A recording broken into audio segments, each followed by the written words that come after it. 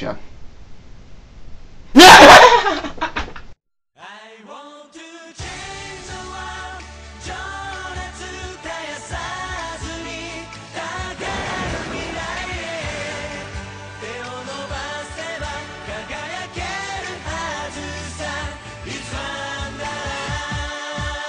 Dear God, why the hell am I reviewing this?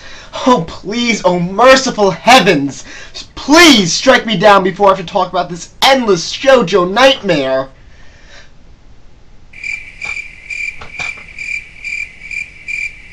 God damn it! Alright, let's do this before I kill myself.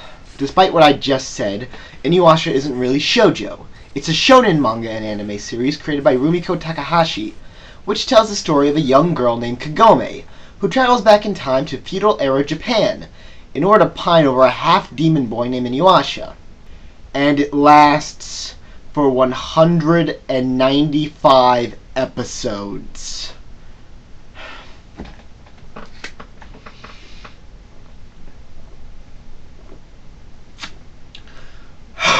Oh, and they save the world from an ultimate evil, yada yada yada. But most of the series is just devoted to whether or not these two will just screw and get it over with.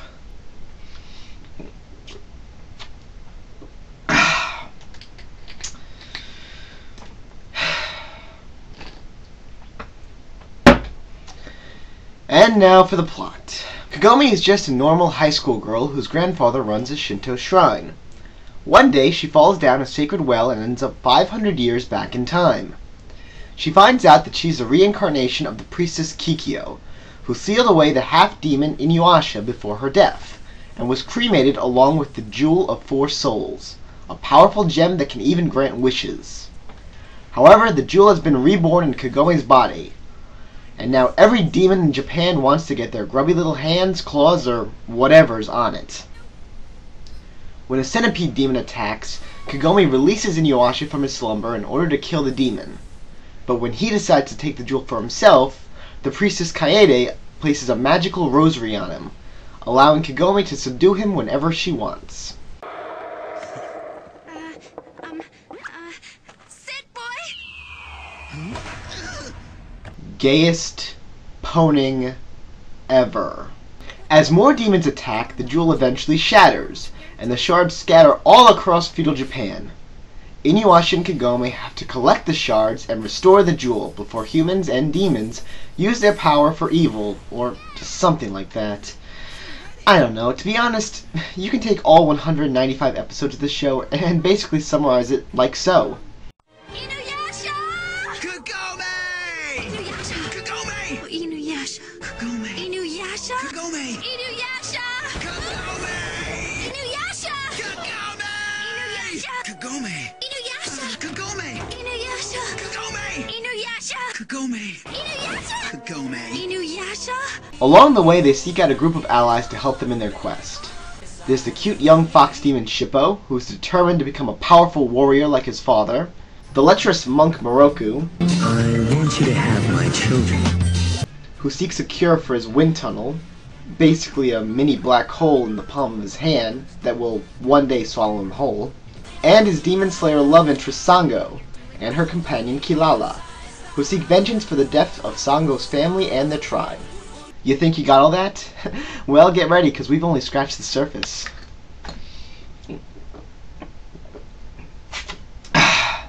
It turns out Kikyo and InuYasha were lovers. They wanted to use the jewel to turn InuYasha human, but they were deceived by Naraku, the series' main villain. Born from the fusion of Onigumo, a crippled human bandit tended by Kikyo, and a horde of weaker demons, Naraku pitted the two lovers against each other in an attempt to steal the jewel. However, it failed, and the jewel was lost. 50 years later, Kagome appeared in the feudal era, bringing the jewel back with her, and so Naraku reappeared. Kikyo's death also creates weird tension for InuYasha and Kagome, as the demon boy often finds himself pining over his dead love through her reincarnated form. You think that's all? You wish. Because a demon reconstructs Kikyo in order to kill InuYasha. How that is possible, considering the fact that she's already been reincarnated as Kagome, is beyond me. But basically she exists as an incomplete human, having to live off the souls of others. I haven't even gone to the secondary characters yet. Jesus Christ. Shishomaru is InuYasha's older half-brother. As a full-blooded demon, he is very powerful. He's initially ruthless in dealing with InuYasha, whom he despises as a half-demon who consorts with humans. And he attempts to take the sword Tetsaiga from him. Tetsaiga is a sword created from one of the fangs of InuYasha and Shishomaru's father. It possesses immense power. However, a full-blooded demon is unable to use it. They can't even touch it. Shishomaru gradually develops after using Tetsaiga, another sword made from one of their father's fangs, to revive a human child named Rin. Rin becomes Shishomaru's companion and accompanies him on much of his journey. Shishomaru learns compassion for humanity by acting as the young girl's protector. It should also be noted that some people believe that Rin is actually Kagome's ancestor, but really, who knows? Koga is the young leader of the Wolf tribe, which is nearly wiped out by Naraku. He has 3 jewel shards embedded in his legs and right arm. Koga first meets InuYasha as enemies, but becomes a reluctant ally despite maintaining a strong sense of rivalry with the useless mutt. About their relative combat strengths, as well as Koga's persistent courtship of Kagome, creating a very annoying love triangle, similar to the ones in Ranma Half, another work by Rumio Takahashi. Kohaku is Sango's younger brother. Initially killed by Naraku, he is later brought back to life using a shard of the sacred jewel, and is forced to do Naraku's bidding. Sango spends much of the series trying to free her brother from Naraku's control. Finally, okay, not really finally, I just don't want to talk about these characters anymore. There's Kagura and Kana. The two are Naraku's creations, designed to fight InuYasha and his allies. Kagura is a wind sorceress whose tornadoes can cut like blades, and Kana, Naraku's right hand lowly, has the power to steal human souls or create demons using her mirror. While both work for Naraku, they also secretly desire to destroy him, and have, on more than one occasion, plotted against him. You know, there's still like 100 more secondary characters, but if I keep going like this, we're going to be here all night. As for the show as a whole, it's not really that bad. It's just long. Really, really long. It's like Dragon Ball Z long. They just replaced all the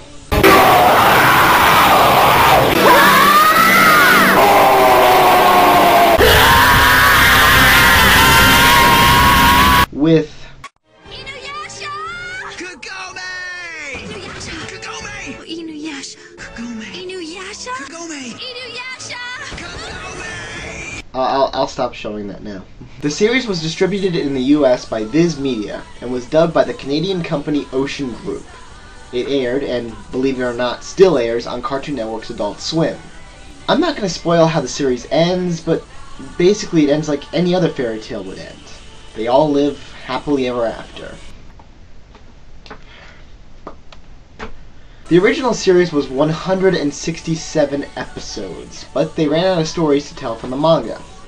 One thing I do admire about the series is the fact that they didn't try to make up a fake ending for the series, but instead ended the original series and waited until the manga wrapped up before continuing. All in all, this series is Dragon Ball Z for girls. It's long, drawn out, and extremely frustrating.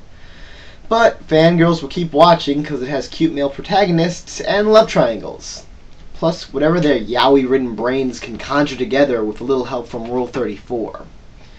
If you want to get into this series, you better be ready for the long haul. Otherwise, just stay away. Thanks for watching, and I hope to see you again on Anime for Dummies. God, I love this beer.